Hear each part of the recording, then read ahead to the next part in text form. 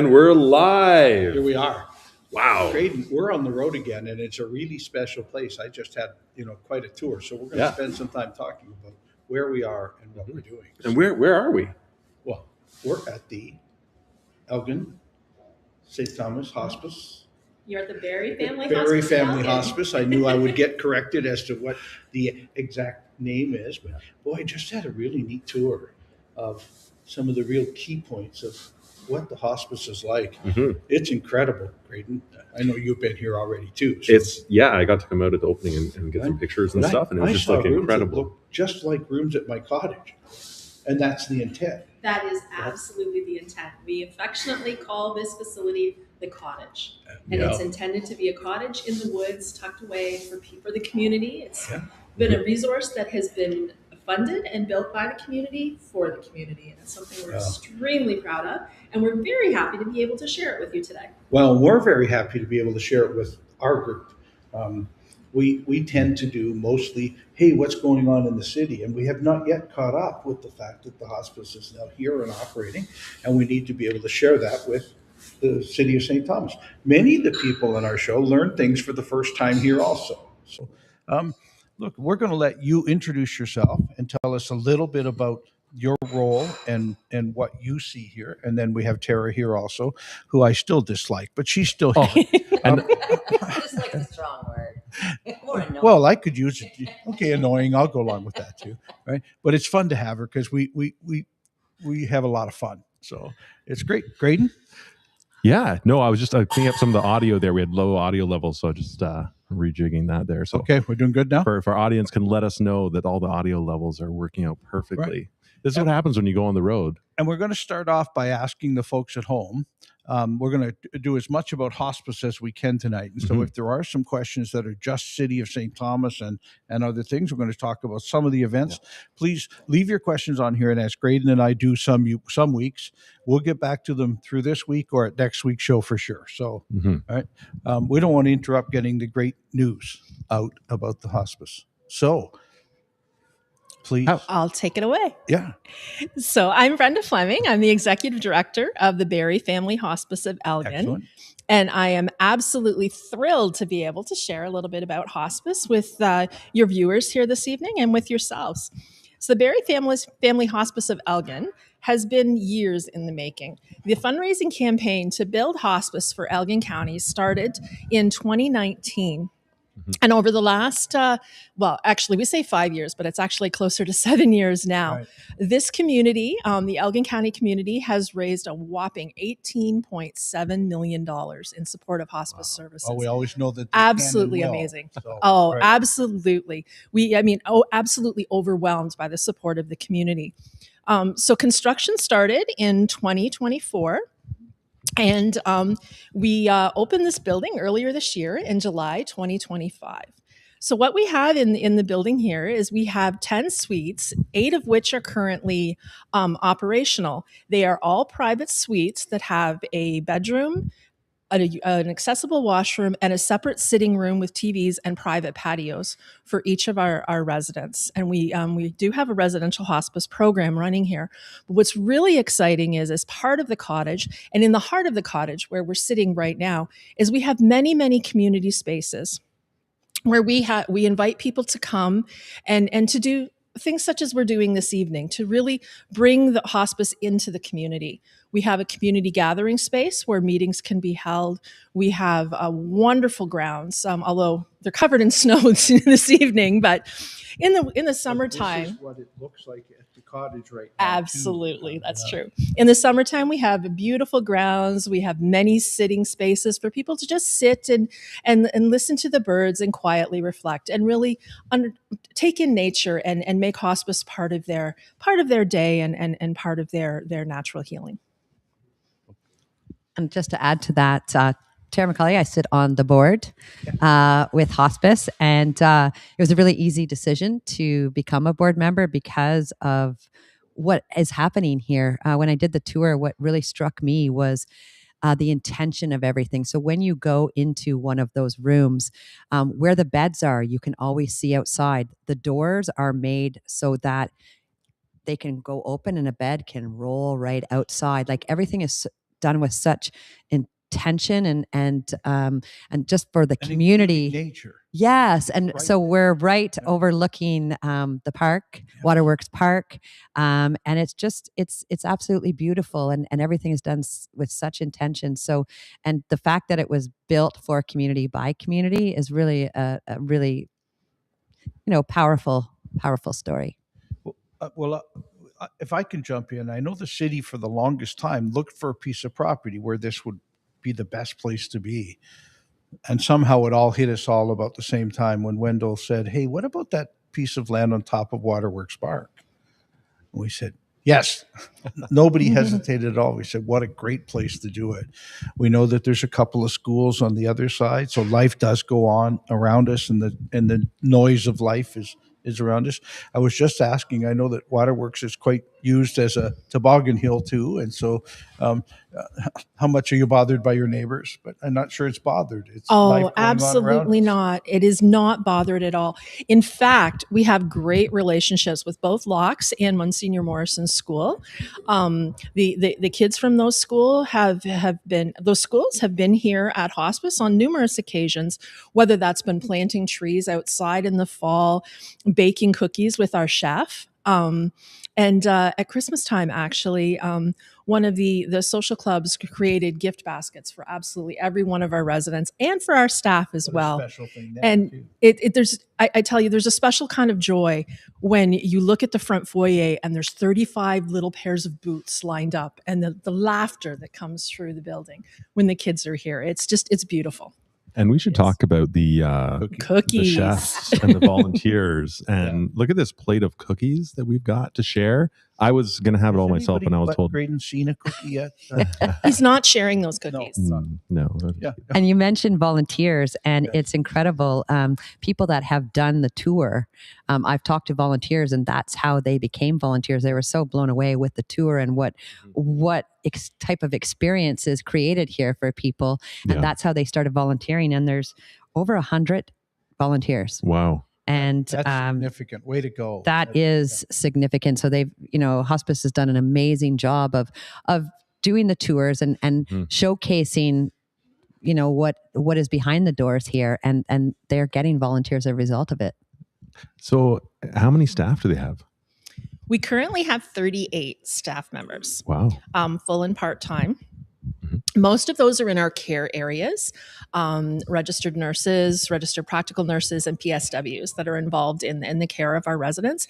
But we also have a social worker. We have a grief and bereavement specialist, as well as a fundraising team, and then our other administrative assistant type teams to support the enterprise. But the engine that drives Hospice is our volunteers. We have, as Tara mentioned, over 100 volunteers, and they contribute countless hours, whether that be in the kitchen, cooking meals, baking cookies, providing comfort foods for our residents, or volunteering on our boards and committees and helping us with the operations of Hospice. At our front reception, we have receptionists 12 hours a day, 7 days a week, from 8:30 a.m. till 8:30 p.m. So the first face you see when you arrive at Hospice is one of our esteemed volunteers. And then we also have volunteers that work directly in our care areas alongside our care teams, providing comfort and companionship to individuals during their stay here. And people that stay here, like, we talked a little bit about the purpose of the hospice, like why it was so essential for our community to have a hospice. There were many other communities that have hospices. Elgin County didn't have one. Now we do. What's the real key feature in the support that you provide to the community? Really, hospice is a place to celebrate life until the end of life. It's no secret that most individuals, if they were asked where they would prefer to spend their final days and their final moments, many people will say at home. Right. Yeah. And that's not possible for many people. Just the medical complexities, the symptom management, that's not always possible to be at home. So hospice is not home, but it's the next best thing. And let's talk about the beds that these people are able to enjoy while they're here as well, because you have very special beds. Then these are the kind of things that you can't just necessarily have in your home or be able to afford to have in your home, and you have them here. So let's talk about how helps them during this time? Sure. So our beds are called cuddle beds, and they are they are hospital grade beds. They are air mattress beds that will deflate and inflate and adjust based on the pressure points of the individual. But what's really special about these beds and why we call them cuddle beds is they actually expand in width. And they allow family members to jump right in and cuddle with their loved ones. Isn't that incredible? And that happens a lot. Yeah. That happens a lot. It's just special what each suite looks like and how it's built around where families can be with families. Absolutely. And it's really beautifully done. And I was just saying that one of the rooms I saw is exactly like the bedroom with two twin beds at my cottage, because we really do try to make this look like a family cottage and immersed in nature. Yeah, and it doesn't feel institutional or clinical at all. Right? It's meant to be like home. Yeah. What's the name of the room that we're in right now that everyone can see? This is actually the Great Room. It's called the Begg Family Great Room. We've got a lovely plaque on the wall that honors one of our donors and allows us to have this beautiful space. Elgin family. Absolutely. Right? So absolutely. Yeah. Absolutely. So where we are right now is the Great Room. Behind us is our kitchen, and you can probably see a little bit of movement back there. If you look over there in that top corner, you can see the reflection up there. They just went by. Yeah. And then you can hear them working hard. They're working hard on dinner for our guests. And what are they having this evening? I'm not sure. The beauty of hospice is you can have whatever you want. Really? Yes, we try to honor everyone's needs, and if you want ice cream, you should have ice cream. I agree with that. That's a great principle to live by. I get a note for Stephanie. So we try to tailor our meals as much as possible to our individual preferences of our guests and needs. And part of the process when they first join us here at Hospice is that our chef will sit with them and ask what their favorite foods are, and try to do some meal planning around that to make sure that all of those comforts at home and those little things that make things just a little bit better are the things that we think of here at Hospice.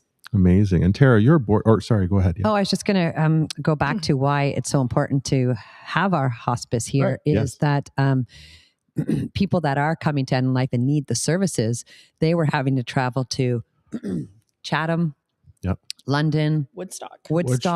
Yeah. And so that puts a lot of pressure on families. You imagine the travel time who have to travel back and forth. Yeah. And so we were really the only community we talked about that need for a lot of years. Didn't have one. Right. And there was a lot of people that, felt there was a need, obviously, because they've come together from a funding perspective to make it come to fruition. So that's a really key piece is that, at end of life, the last thing you want to worry about is traveling back and forth or even, for your family. And so it really, that piece. And then of course it does take pressure off our hospitals, right? Which is also important. Absolutely. Now, as a board member, Tara, how does the board support the staff and what they're doing here to help support the families?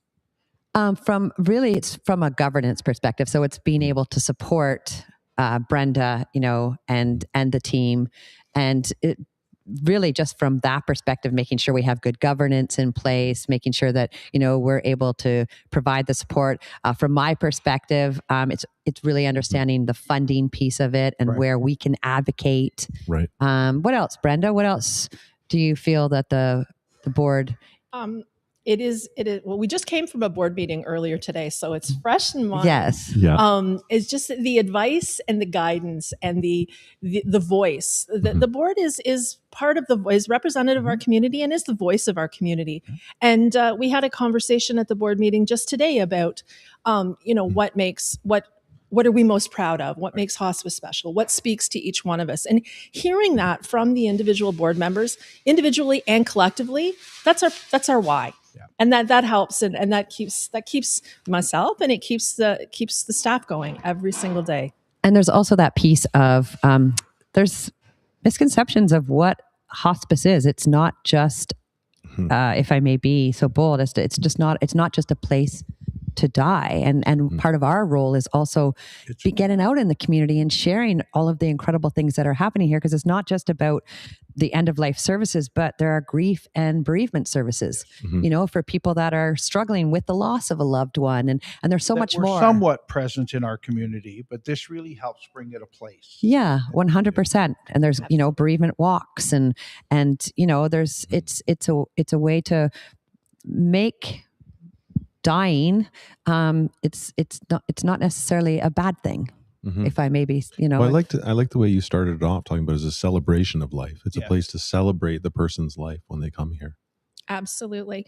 And what's really important is yes, we do have residents that come and stay with us, and they are absolutely our focus.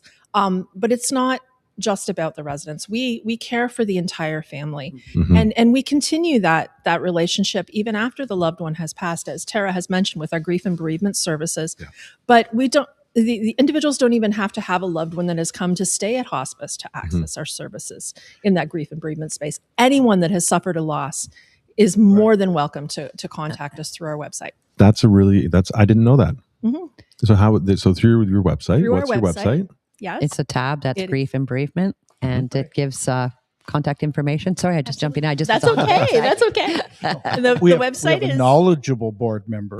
We do. But all around the table, every single board member around that table is passionate about the hospice, and I think that's what makes it. And we're a growing community. All of Elgin and St. Thomas is seeing some growth, and so we've had many people come to our community in the last decade. And really since the construction started and now you're opening, that we're amazed that we're still in need of a hospice, and they know, and many of them are volunteers from other communities too. So absolutely, it's great that as we grow in our community, we keep kind of checking all the boxes of the things we need to have, and this was one, and we're there now.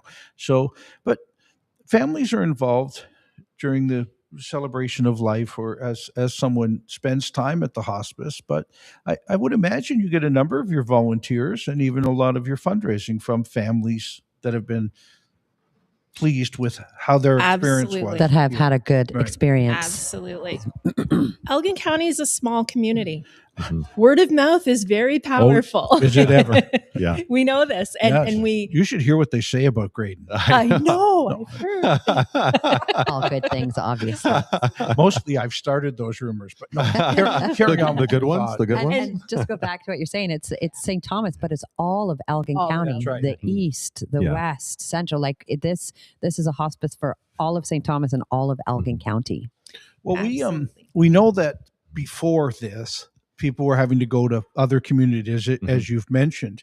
We now have such a beautiful place. Do we find people from outside where capacity is needed, and they're coming here? Well, I'm going to let Brenda answer this one, because this is one that a board member had too. So right. So it's important to know that we work very closely with Ontario Health at Home in terms of access and referrals. So we look at hospice resources and access to hospice beds as a system level resource. Right. So our care teams, and our manager of care actually works very closely and sits on bed huddles almost daily, where we're having conversations about individuals in the community from Elgin County, from Oxford County, from Middlesex County.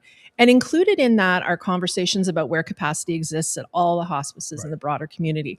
And then the match, I'll call it, the match is made, is like, well, this person has expressed an interest in Barrie Family Hospice of Elgin. They live in Elgin County. And you have room, it would be most appropriate that you make a bed offer in Elgin County. And that's essentially how it happens. But if there is someone in Oxford County, for example, that has a very, very acute need for hospice services, and Sakura House is full, that's not to say that we wouldn't make a bed offer from Barrie Family Hospice of Elgin to that individual, because it's on a needs base as opposed to a strictly a geography base. Certainly. Having said that, because of the need in our community, overwhelmingly, we have had our guests that have come to stay with us have all been from Elgin County and from across the county, which is a really important thing to note. That's a great point, because since we opened, what has it been, 82% capacity?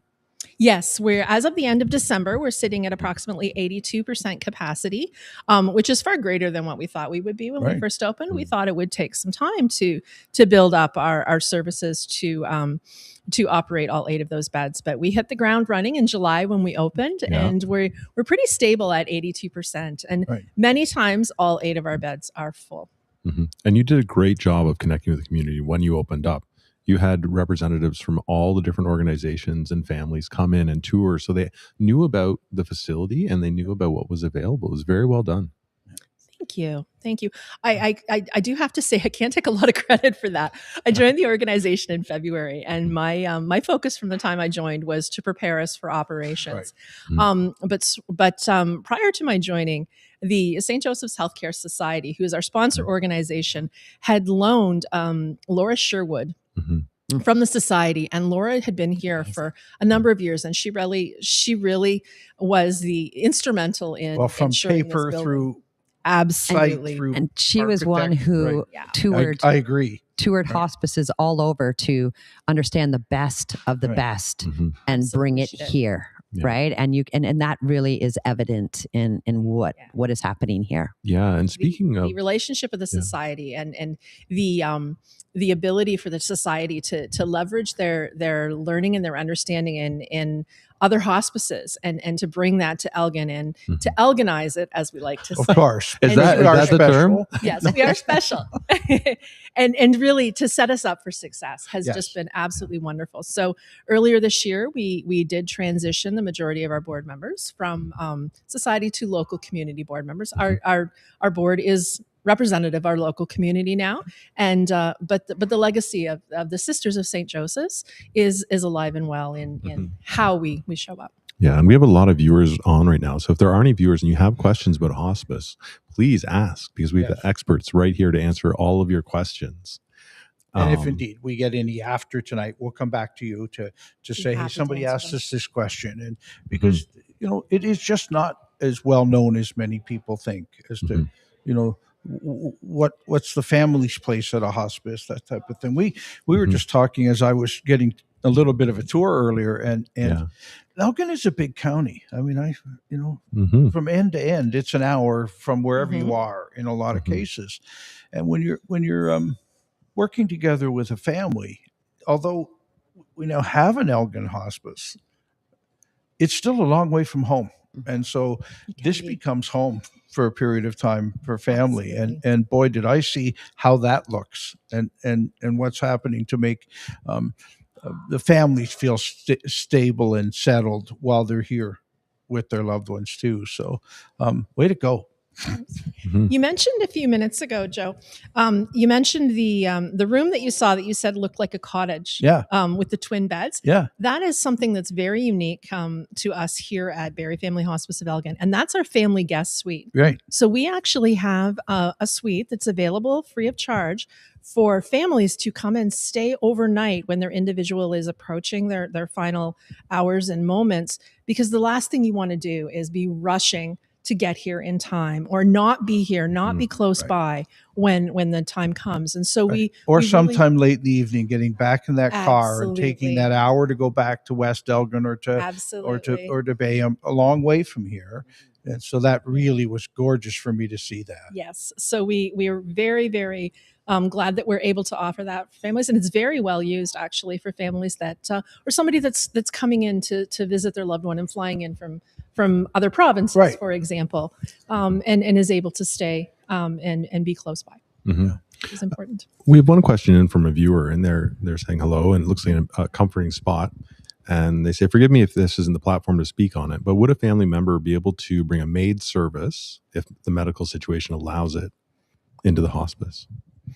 So maid services are not something that we provide here at Hospice, but we work very closely with our healthcare partners, and we honor the individual choice in each and every aspect of the entire journey. So if that is something that, as part of the journey, the individual does request a bit more information, we're more than happy to ensure that they receive that information and that they're making informed choices. And if the choice is made, then we work with our healthcare partners to make sure that they can receive the services that they would like. And I think that's a really key piece, is that every experience is different because it's based on what they want and what they need, so it's a really key point, I feel, because that's what makes it so special. Yeah. And you were speaking, Brenda, about how you're already at 82% capacity. There's been phenomenal interest throughout the community. Were there plans that are already in place in terms of expansion for future growth? Well, I mentioned it at the onset of today that the facility was actually built with 10 suites. So there is built into that the expansion. A little bit of expansion. Yes. Yeah. We were funded to operate at the 8 beds. I hate saying beds because it's so much more than beds. But 8 cottages? That's the healthcare-ism. Right. Yeah. 8 suites. So we were funded for that at opening, and so that is our capacity currently. But we're very strongly already starting our planning and our advocacy with the ministry and others to attempt to get funding for those additional 2 beds. Amazing. Yeah. Because I know that's one of the things I've heard when we were talking about doing this show. They were like, is there expansion? I feel like we're going to need more. Yeah. And there's been positive pickup. I've heard nothing but amazing things about the people that have come here and experienced it. I'm hearing exactly the same thing, but let's hear it from your side. What else can your community, what else can Elgin and St. Thomas do to make your life easier and better? Do you want to start, Tara?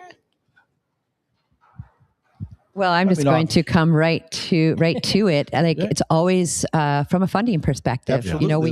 We cannot do this without the incredible donations that we are receiving from our generous community, and so that's obviously a piece of it. And offering all of these services and going above and beyond, we have to be able to fund that. So part of my role is really understanding, okay, how can we help to move the dial from a funding perspective? And so, the city's contribution certainly is, fantastic. And it's looking at other areas that we serve and how can we, help them to understand the value. We'll poke them a little bit with you too, but look, we are one big community, and we sometimes have our rivalries, but we know what's good for us, and we know what works well when we work well together. So, but you're right, that's always one big one in most. And I went right to the big one. I'll let Brenda for you to share as well. But for me, that's where if you were to ask me, what kind of, well, not say keep me up at night. I feel like that's a little dramatic, but one thing that's always in my mind is like, okay, how can we make sure that this is sustainable? What's that big wish? Yeah. Mm-hmm. And I would say from my perspective, in addition to that, that funding piece, and it's more than funding, it's partnership, because this truly is a community resource. So we can't provide services that are relevant for the community if we don't hear from the community. Right. And so really that partnership and that two-way communication is so key.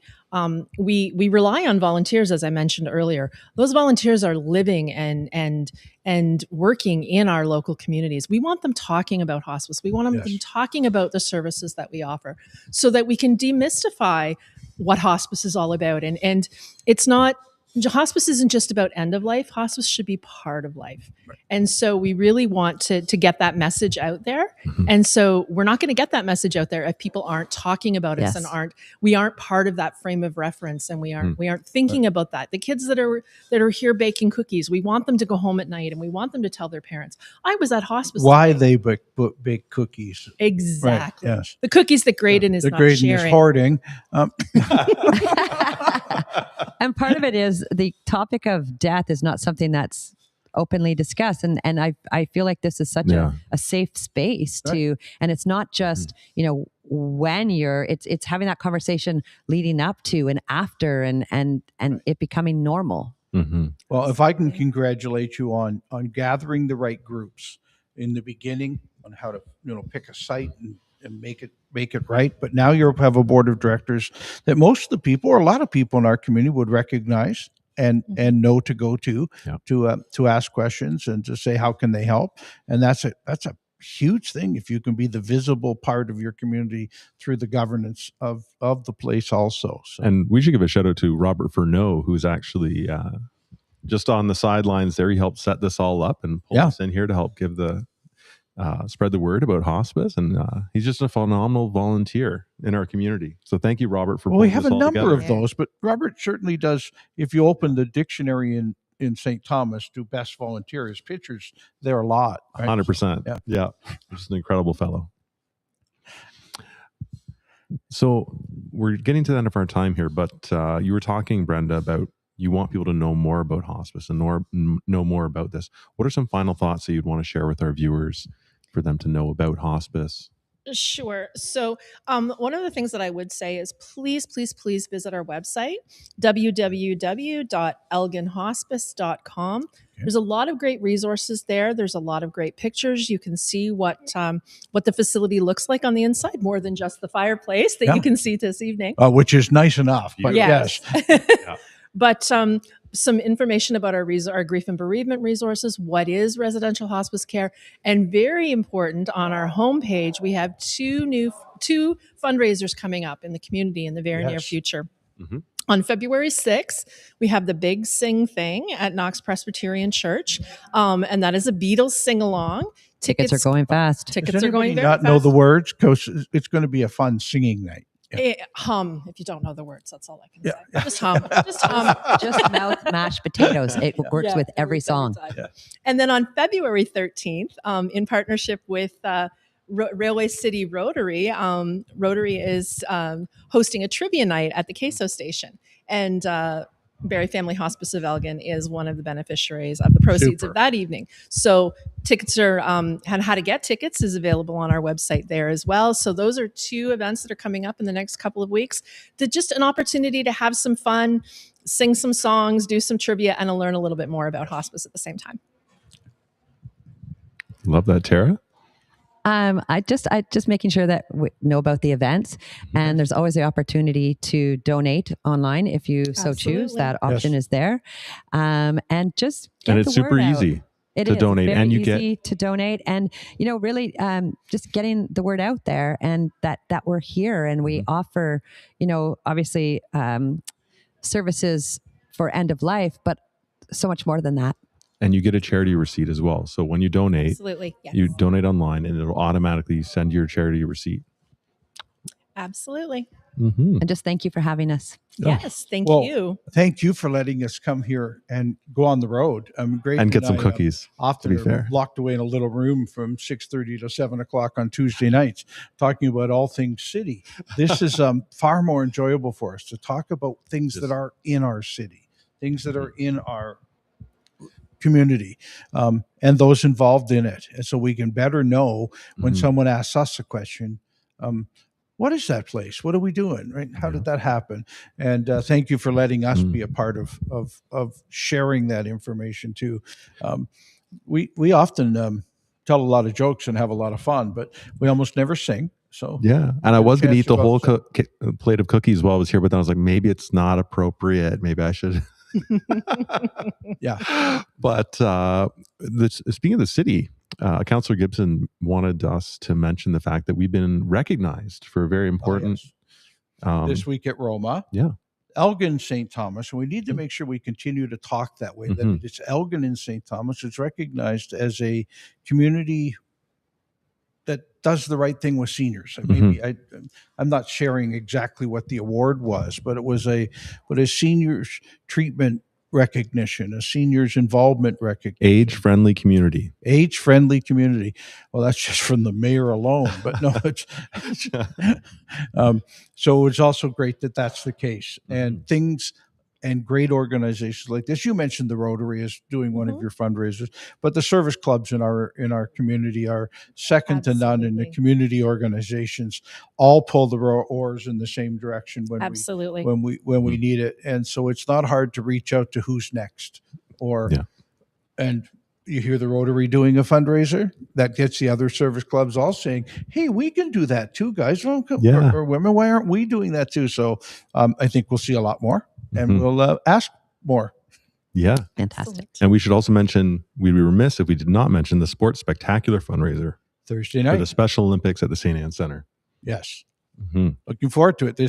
cold nights in January, and we get to get out and brave the cold and have a great time. Absolutely. All right. Well, thank you so much, guys. Thank you. This is huge. Much appreciated. Mayor, as always, your time. Always fun. Always appreciated. Yeah. All right. And we're going to be back in the mayor's office next week to answer all the questions that we weren't able to get to this week around the municipal politics side of things. If you have any coming up throughout the week, let us know. We'll make sure we get them. It's easier for us to address them. Answers for all. Yeah. Once we've got, if we get a head start on them. All right. It's hard for us to be transparent, but we are. You can see right through us. Take care, folks. We'll see you next week.